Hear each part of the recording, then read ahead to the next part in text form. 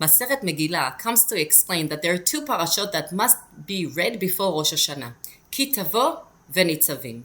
Ki Tavo v'Nitzavim, both those parashot contains a list of klalot, and there is a need to read those klalot before Rosh Hashanah.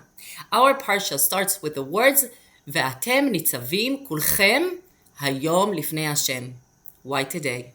What is so special about that day? Why not yesterday? Why not next week? What is so special about Hayom that everybody needs to gather in front of Hashem? Rashi explained, well, this is the day of Moshe. This is the last day of Moshe. Moshe wakes up in the morning and he knows this is his last day. That's it, he's about to die. But then he's reminded, there is one more thing to do. There is one more mission, one more thing that needs to be done. And that is to make another brit between Am Yisrael to Hashem. Why? What happened to the first one? Well, the first one was Ma'amad Har Sinai. And after Ma'amad Har Sinai, when Bnei Israel accepted the Torah, Chet HaEgel came. And unfortunately, Bnei Israel sinned. And now Moshe Rabbeinu feels like on his last day, there is a need to do one more brit before he dies. So he gathered everyone, and the parsha starts with the words, V'atem nitzavim kulchem hayom lifnei Hashem. Now, it's not surprising that in a few days, Rosh Hashanah will come, and we'll take the machzor, and we'll start to read, and there is a specific pasuk that we'll read 7 times. Le'olam Hashem devarcha nitzav bashamayim. The word nitzav, ve'atem nitzavim, the same shoresh appears again, because nitzav in Ivrit comes actually from a triangle, but really the word nitzav means a connection, something that stands up yashar, and it's connect 2 parts. When we nitzavim hayom lifnei Hashem, there is a special connection between us to Hashem, and that's why Moshe Rabbeinu can do the brit. Ve'atem nitzavim. There is a straight connection. There is a special moment that there is a special connection that we have with Hashem, and we are connected to Hashem. And the same moment appears again on Rosh Hashanah when we say Le'olam Hashem devarcha nitzav bashamayim. We're standing in front of Hashem. We are nitzavim. We're standing, and there is a special moment. There is special connection between us to Hashem. After Moshe Rabbeinu gathered everyone, he has a checklist. He want to make sure that everybody are here.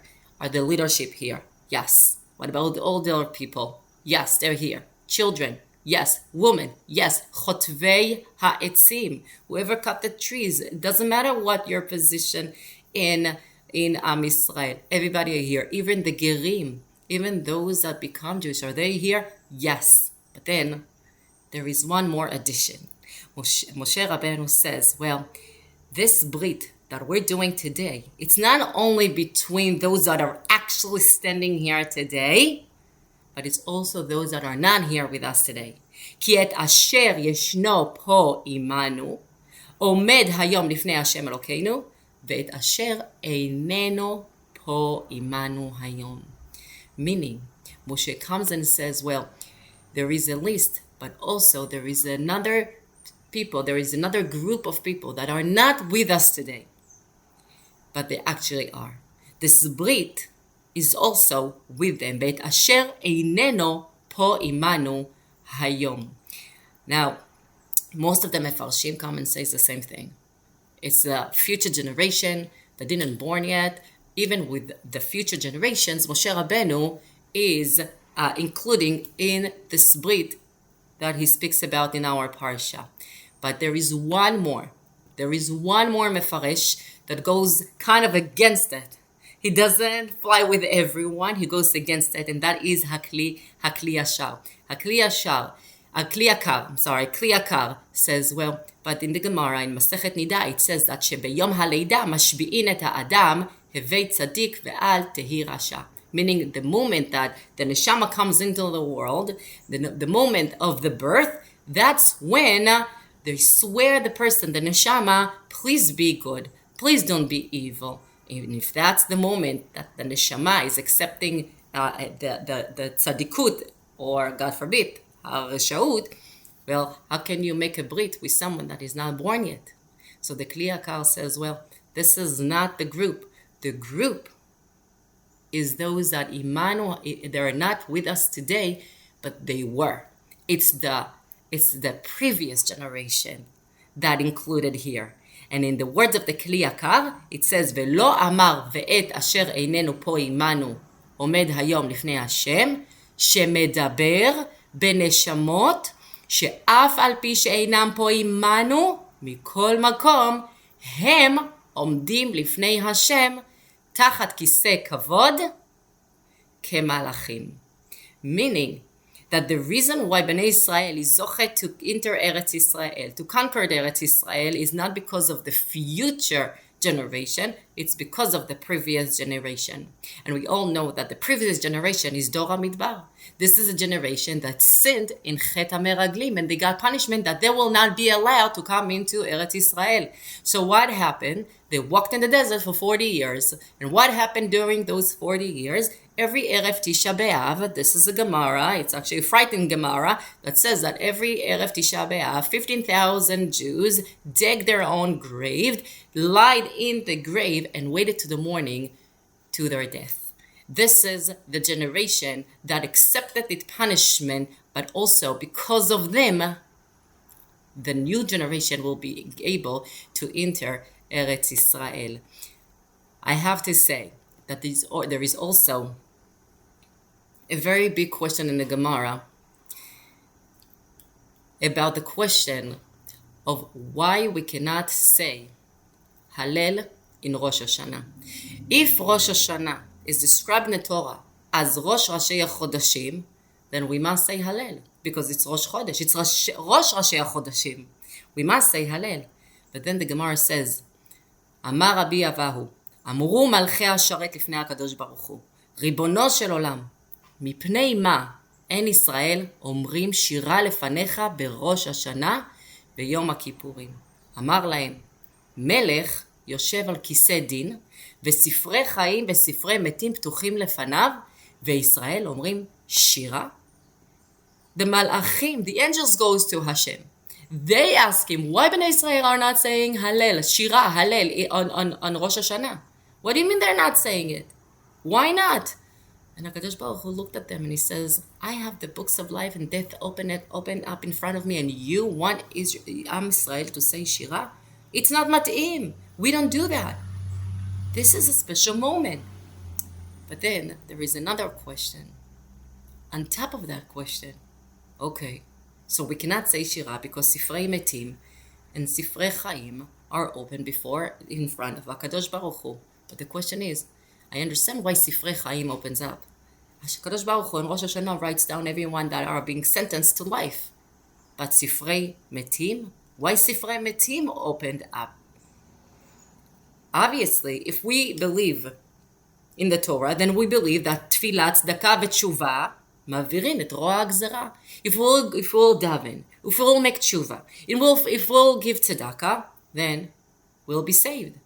So Sefer HaMetim should not be open. Why Sefer HaMetim also opened, according to this Gemara, in front of HaKadosh Baruch Hu?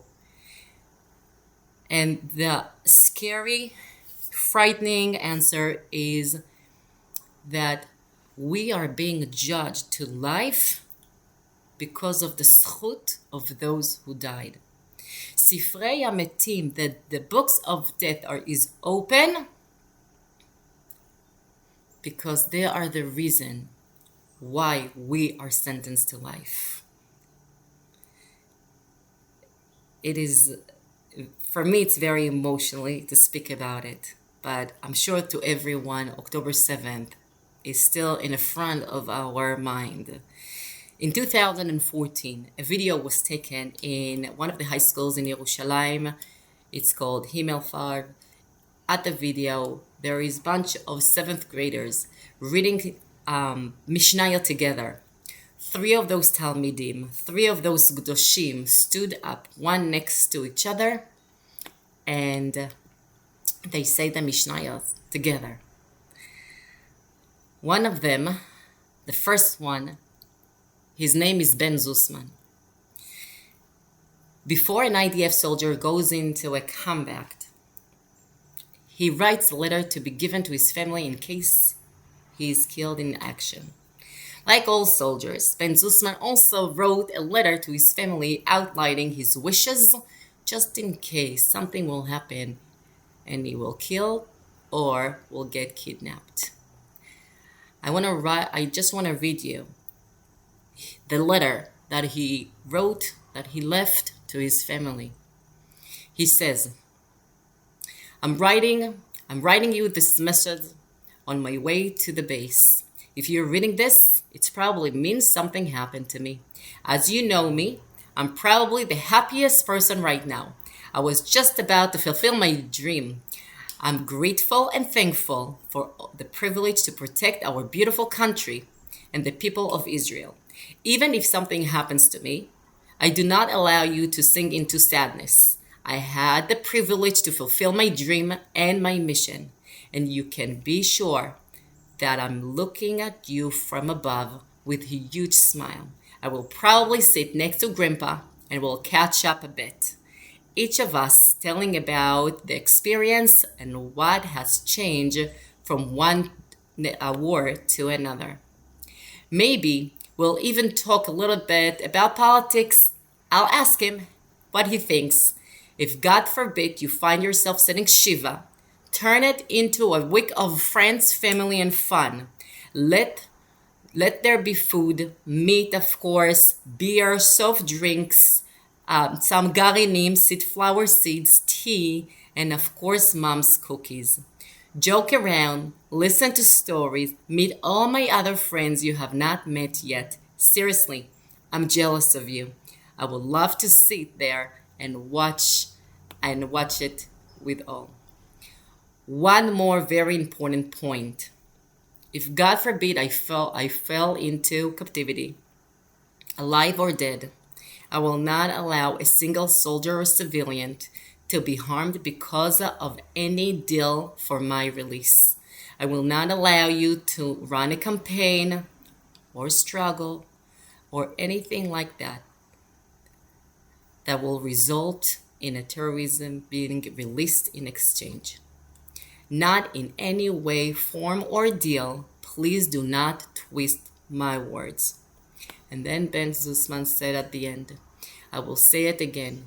I left my house, even thought I had not even been called to serve. I am full of pride and a sense of mission, and I always said that if I had to die, I hope it will be while defending others and the country. Yerushalayim. May the day come and I will be one of them. On December 2023, Ben was killed in Gaza when he was 22 years old and he served as a combat engineer. May Ben's memory will be forever a blessing. At that video, next to Ben Zussman, there was one more kid. His name is Anel Shapira. Anel Shapira was a soldier. He was a month before his release, before the end of his service. And that weekend, he was off from the army. He went to the Nova Festival. And when the rockets began flying over the party, he got a call from his commander asking him to report to one of the military bases down south. Anel was on his way, but unfortunately, he had to go into a shelter because the massive amount of the rockets that flew in air. When Anel came into the shelter, he found around 30 young people that hid in the bomb shelter. Right away, Anel calmed them down and said that he will do his best to protect them. When the terrorists reached the shelter, they began throwing grenades inside. Anel caught each grenade with his bare hands and he threw it back out 7 times. 7 times he caught a grenade and he threw it out. And then, unfortunately, on the 8th grenade, when the 8th grenade was throwing in, unfortunately, he didn't catch it. He couldn't catch it. And he was killed. Anel Shapira a very specific kind of bravery that I felt that doesn't exist anymore. But it is. It is. When Anel died, his best friend was kidnapped, and that is Hirsch Goldberg Poland. Hirsch spent many days in captivity, and during his captivity, witnesses say that he used to read lines from specific books that he liked just to encourage everyone around him. Unfortunately, he got killed. He was murdered with another 5. May his memory be blessed. 3 friends, 3 Gdoshim, but it's 3 from so many. When we hear the Parashat Nitzavim on Shabbat, we will imagine alongside us all those souls, all those neshamot, whom we are able to live as Jews. And on Rosh Hashanah, when we'll say, Le'olam devarcha Hashem nitzav b'shamayim, and we'll stand up in front of Hashem, we'll remember, we'll imagine some of those holy neshamot that are standing beside us, and in their light, we'll be judged for life. I would like to finish with the same words that I started with. The same words that the Kli Yakar says on our parsha. שמדובר בנשמות, שאף על פי שאינם פה עמנו, מכל מקום הם עומדים לפני השם תמיד, תחת כיסא כבוד כמלאכים. שנה טובה, חתימה טובה.